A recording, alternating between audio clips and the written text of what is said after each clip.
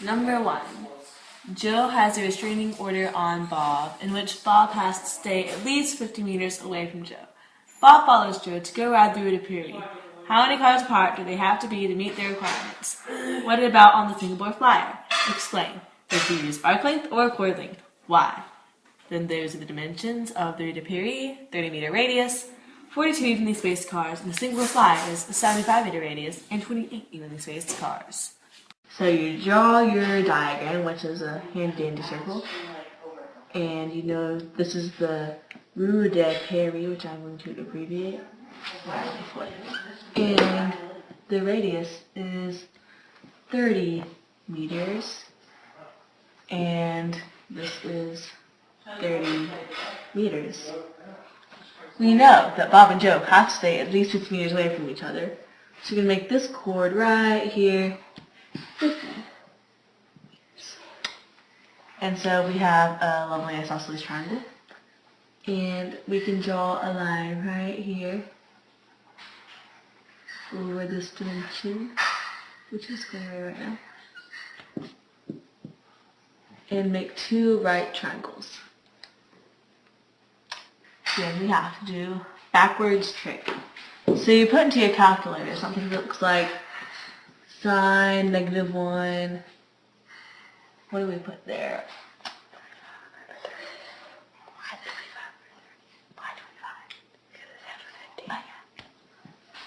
There's 25 right here, 25 right here. So you have 25, which is the opposite leg of this one, over 30, which is the hypotenuse. And so you're going to put that into your handy-dandy calculator. You can get it okay on time. And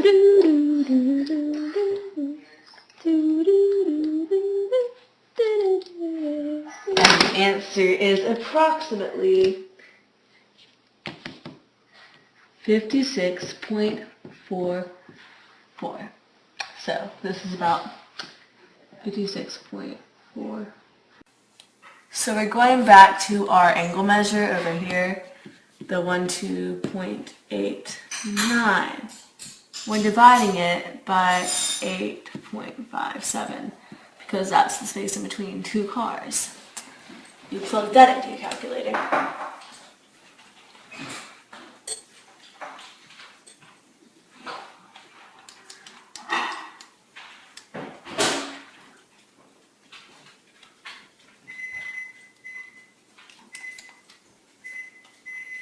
And that is, you can hear the microwave, 13.17. And you can't have like, that was the calculator crashed to the floor. Sorry, Hannah. And you can't have partial cars, so you're going to round that up to Bob and Joe have to be 14 cars apart to meet their requirements on the Rue de Paris. No, stop. You draw your lovely circular diagram. and this is part 2, right? Yes, of method number 1. And this is the Singapore flyer. And we have a 75-meter radius now. 75 meters. Stepping it up. But they still have to stay 50 meters away to this part. Away from each other. This is not judged to scale, obviously. And so we still have to erase that because it would be handier if you drew it down here. And you draw your divider line, which creates 2 right triangles. And then you do the backwards trig, which involves sine -1, 25 over. And now we're changing it to 75. And then you plug it into your calculator. Sine -1, 25 divided by 75. And you get about 19.47. And that goes right here. And then we multiply by 2 in our calculator. And that is 38.94 for this total angle. 38.94. And then we have our space between two cars. This is a beautiful gondola right here. And 75 meters, and we have our chord unbeknownst to us between two cars. And so to find this little angle measure right here, we have to divide 360 divided by the number of cars, which is 28. Put that in the calculator. 36 over 0.8 goes to 2. And you get 12.86. This is 12.86. And you divide your 38.94 over 12.86.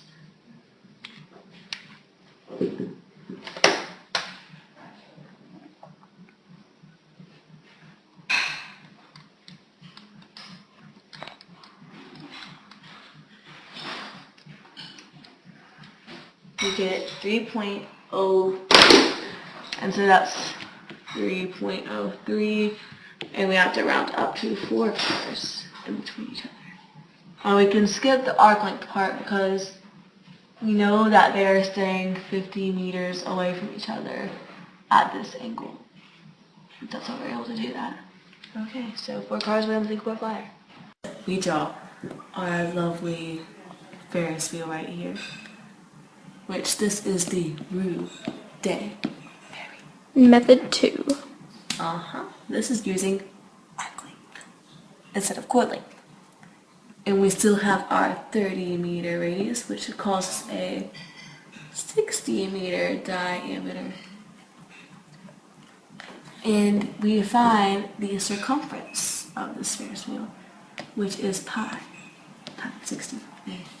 Put that into our calculator, and that is equal to 188.5. And we're trying to find the space between two gondolas, which is our beautiful gondolas right there. And there are 42 evenly spaced ones. So we're dividing in our calculator by 42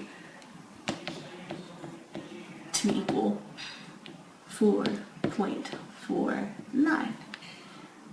Which, if you get wrong number in the calculator, then it'll even out to that.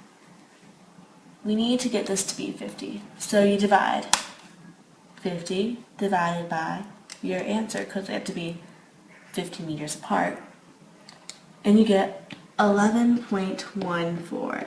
You can't have a partial gondola, so we round this up to they have to be 12 cars apart.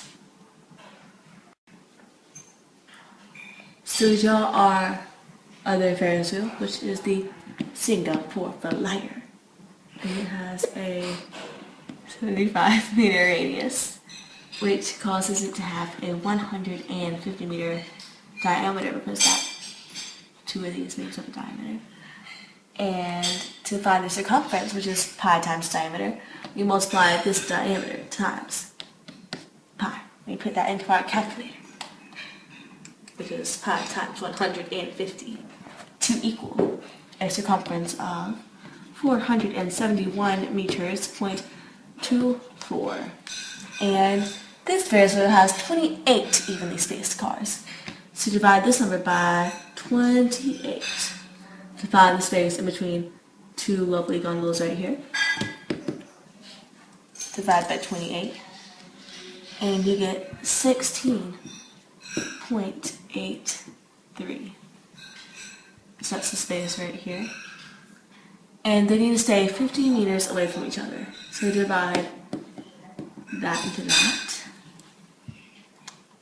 50 divided by your answer equals 2.97. And we have to round up because of the partners. You have to keep the middle. And that rounds up to 3 cars. The Roue de Paris has a diameter of 200 feet. It has 21 evenly spaced spokes. How long would each spoke be if one endpoint is on the wheel and the other is at the center of the wheel? Why? Include a diagram with your answer. Part B. Suppose that the lengths of the spokes have decreased. How would that affect the arc length and arc measure between two spokes? Explain your answer. Okay, so you draw the circle, which is the Roue de Paris, which is our Ferris wheel, and it has a diameter of 200 feet. Using the definition of diameter, you can see that the radius is 100 feet, and that is also a spoke. So you discover that the spokes are the radii. And by finding the radius, you find the length of each spoke, which is 100 feet, which is part A. Part B. So if the length of the spoke is decreased, then the arc length will also be decreased. So the length of the spokes and the length of the arcs are both going to be decreased. But the arc measure is going to stay the same. This is because as the radii get smaller,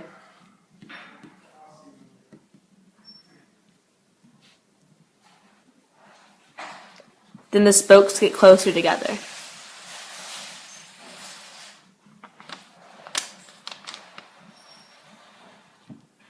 And so that makes arc lengths get closer together.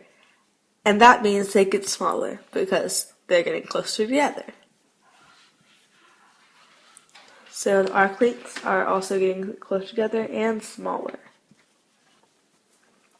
But the arc measure stays the same because the circle is still 360 degrees and the central angle stays the same. The actual angle stays the same, so the arc measure stays the same. And the circle is still 360 degrees and the central angle stays the same. All the measures of the angles are still the same.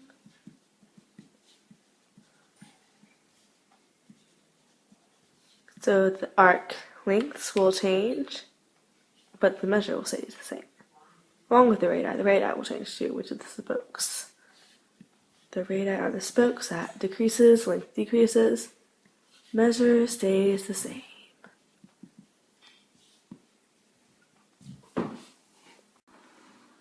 There you go. The Roue de Paris is 60 meters in diameter. The wheel completes one full rotation every 1.2 minutes. At t equals 0, where t represents time, you are in the 3 o'clock position and ascending. The Ferris wheel is 23 meters from the surface of the water. Find your height above the surface of the water when you have been on the wheel for 6.5 minutes. At this time, would you be ascending or descending? Explain. Stop it. First, you draw your Ferris wheel.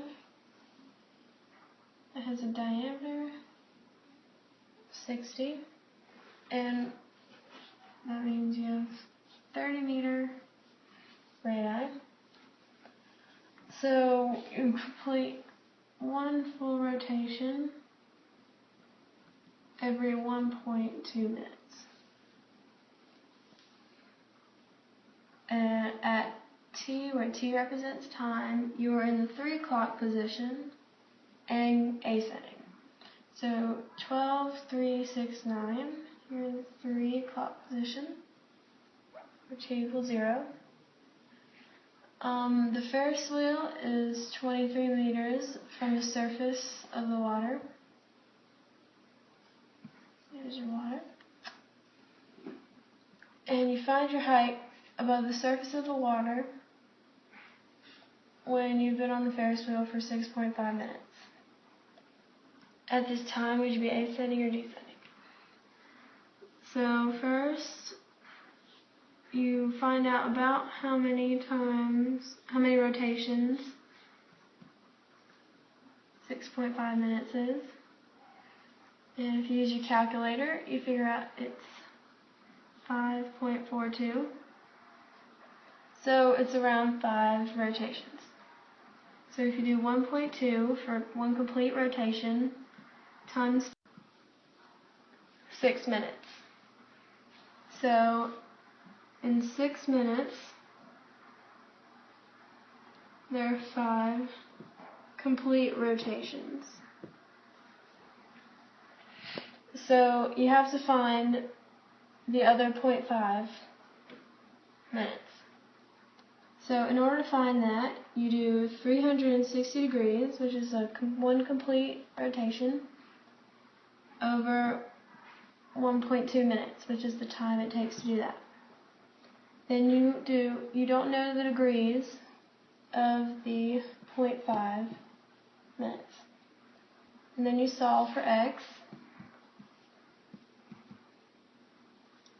16 times 0.5 is 180. And x equals 150. So over here, you start at 0, 150 degrees, since this is 90, would be about right here. That equals 30, because it's another radius. This is 150. Because this is 90, you subtract 90 from 150, you get 60 for this angle right here.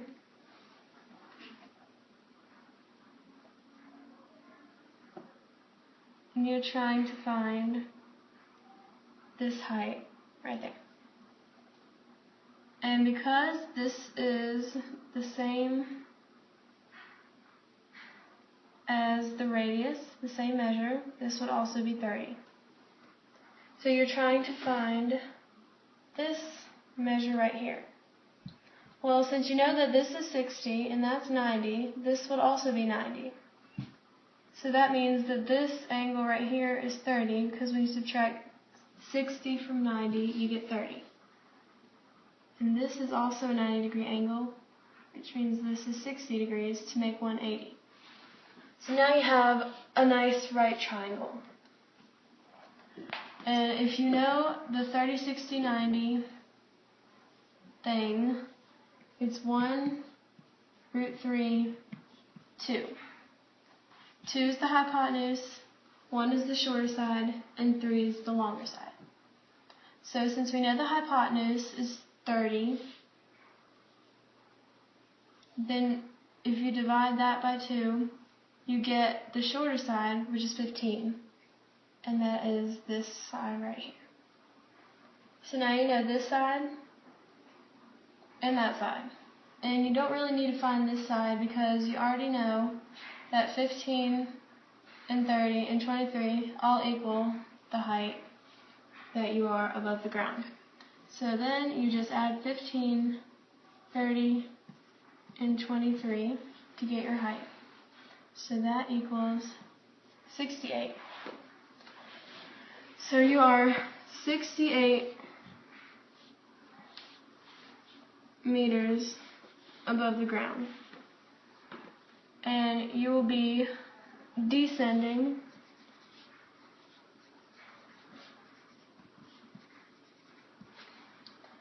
because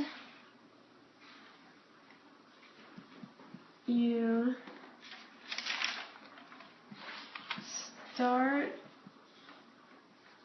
ascending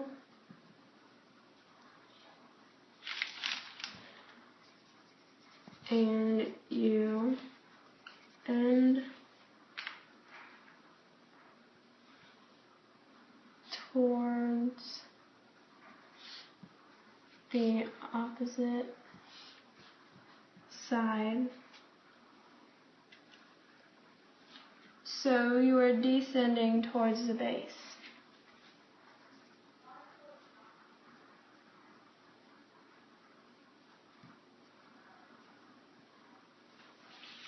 Say you decrease the radius of the Roue de Paris by 5.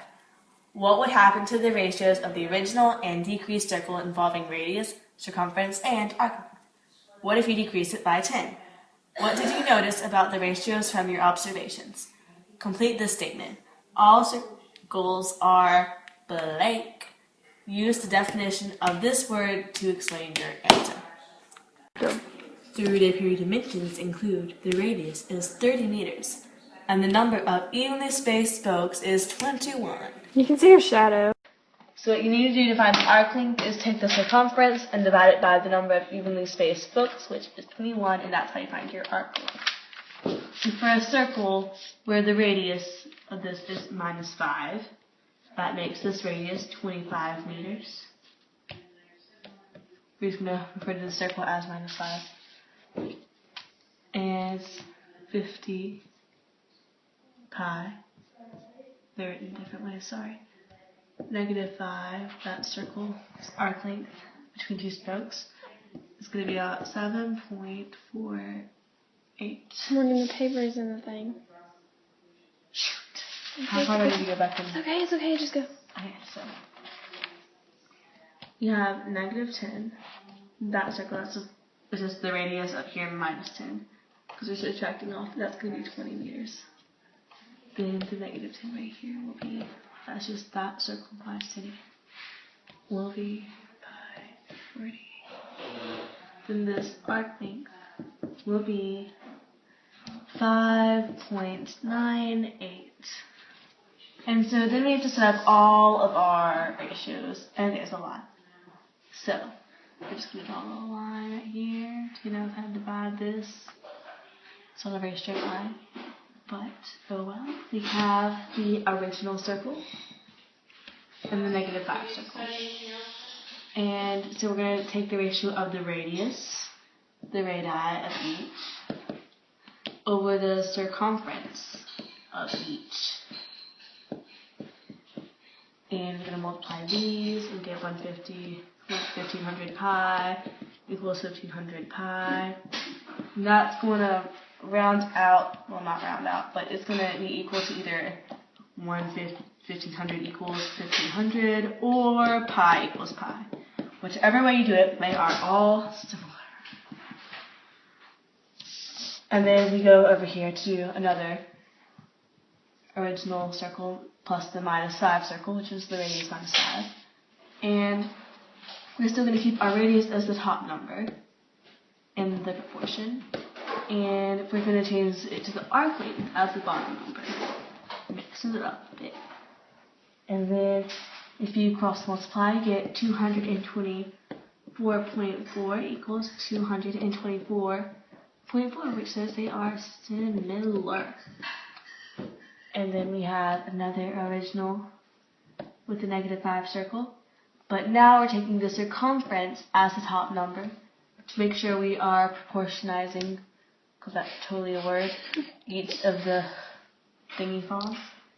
And putting the arc length as the bottom number, because these two have not been grouped together yet. It doesn't really matter which is on top and bottom, as long as each of these pairs happens somewhere along the way. And we have these equals 1,409.94, and these are similar. Sliding on down. Now we're comparing the original to the radius -10, the decreased by 10. You're going to have to move that up. What? Whatever.